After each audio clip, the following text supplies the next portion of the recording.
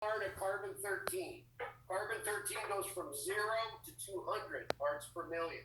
It's a much bigger spectrum, but they overlap. And you'll have a chart of carbon-13 chemical shifts.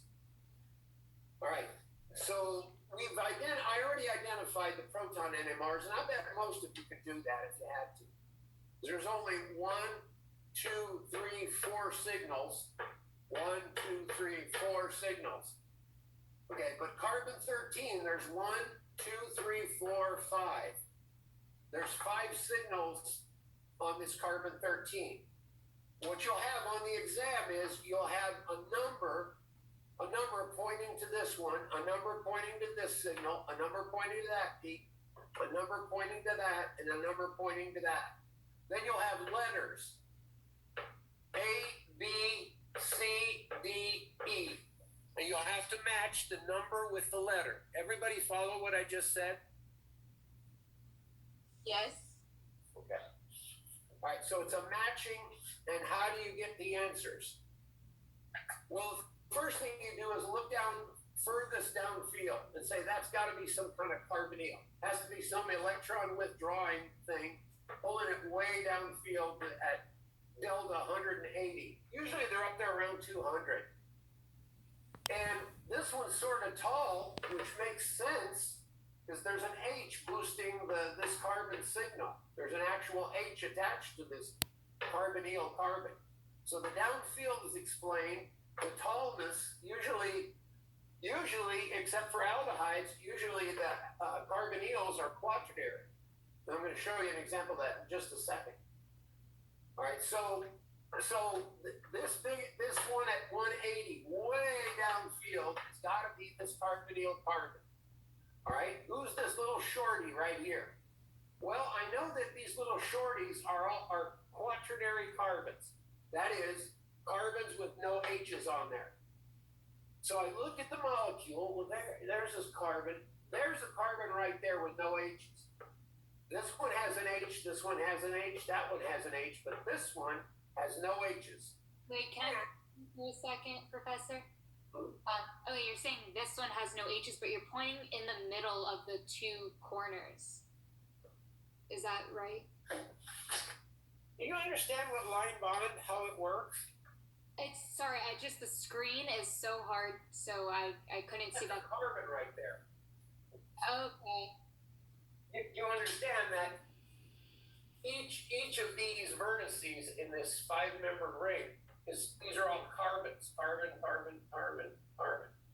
Those are carbons. So I'm looking for a carbon with no H's on it. And that's the only one I can find. Okay, so that's a nitrogen underneath to the right, right? Right. Okay. And that makes a lot of sense. Now I see what you're saying. Got it. Yeah. Attached to the carbonyl. So if that pulls it downfield, it's directly attached to the nitrogen. That nitrogen's pulling it downfield.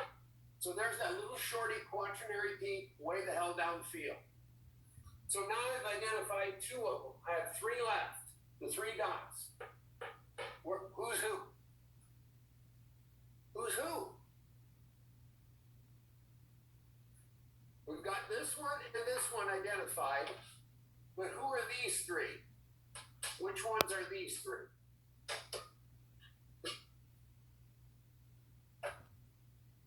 Okay, the one that's furthest downfield. Now I'm going to be looking for a carbon that's attached to some kind of electronegative entity that'll pull it way downfield. Nitrogen. Right. So I've got the carbonyl, I've got the quaternary on the ring, that's that one. And now this next signal right here is the nitrogen. Yeah, is this one. Correct. And that's attached to the nitrogen. Right. That pulls it, downfield compared to the other 2. So now I've got that one identified. Now I've got only 2 left. So I have a 50-50 chance, even if I guess. Who's who? That one would be the hydrogen that's attached to the carbon right there to the. That one? Hold on, wait. That one. This one? Wait, no, the other one. Sorry, that one. Yeah, that's one. That one. And just look at it, guys. You don't have, it's not, this isn't rocket science, it's approximate. But this carbon is attached to a carbon, attached to a carbonyl, attached to a nitrogen. This one, 1, 2, it's an extra carbon away. So this one is closer to the electron withdrawing groups, so it would have to be that signal right there.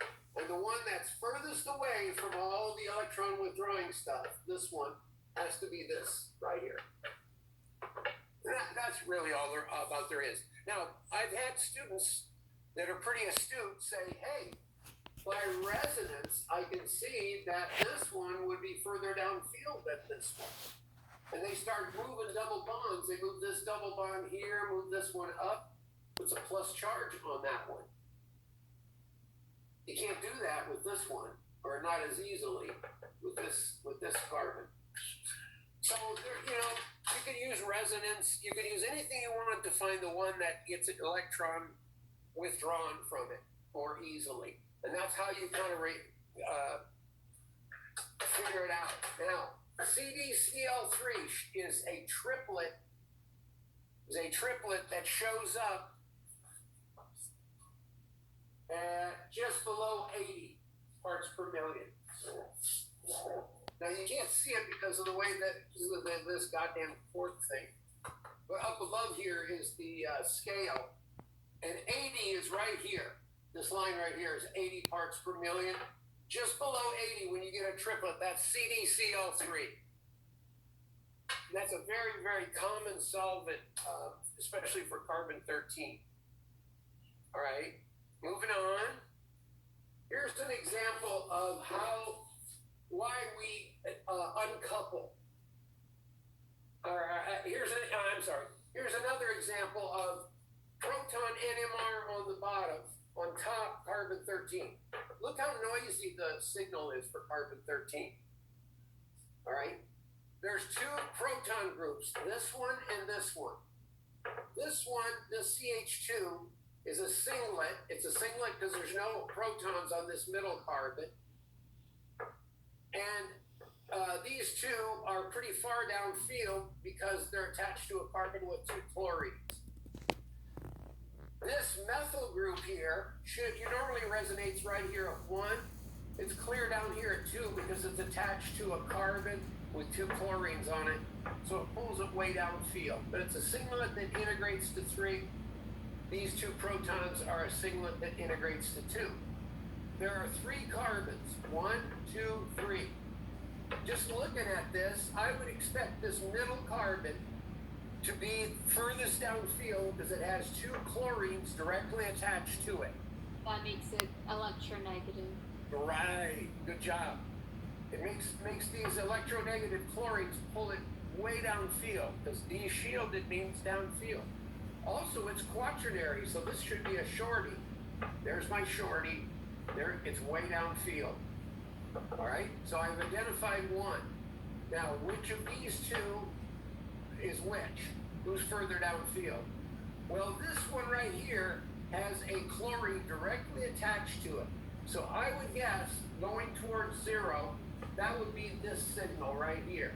1 in the middle. Yeah. Yeah, yep, exactly right. Because it's attached to a I'm carbon. talking out loud because I want you to hear the reasoning process you'll use to answer these questions. So I see this one has an electronegative chlorine, it's middle downfield. This carbon is a methyl group, and it doesn't have any chlorines directly attached. It would be furthest upfield. That's really about all you have to do with these. That makes sense. Okay, now here's an off resonance. Here's one where they don't disconnect the H's, and the H's split the carbon-13s. And you can get away with it here. It's the same molecule we just did. It's the same molecule, but boy, what a mess. You can imagine this, what it gets into.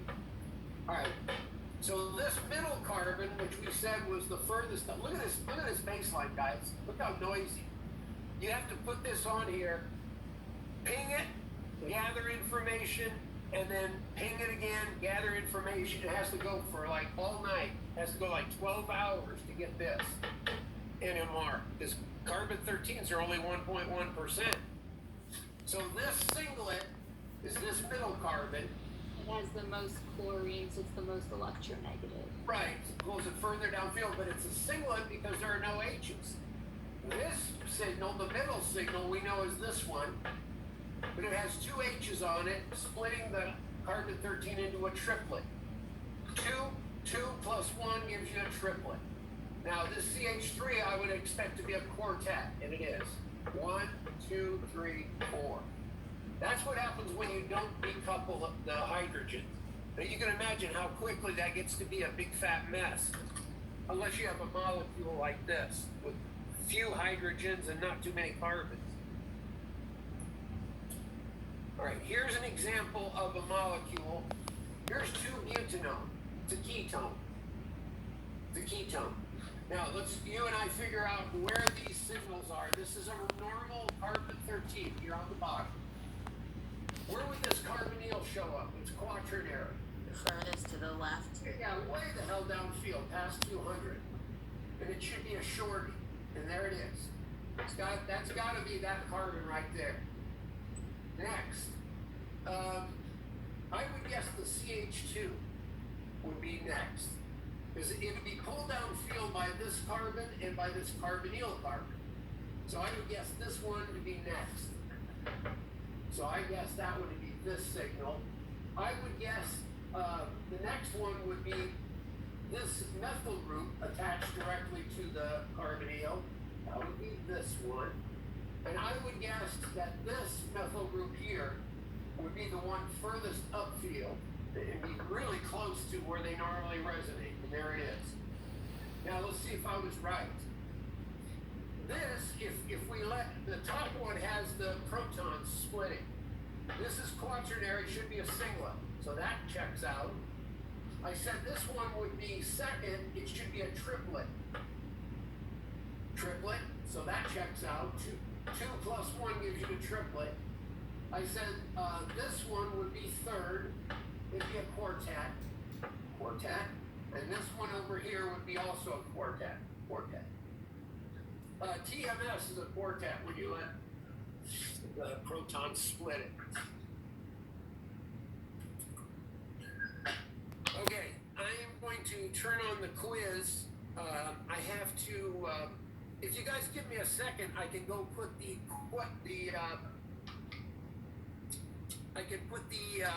quiz directly on the questions. So let me run downstairs and do that now.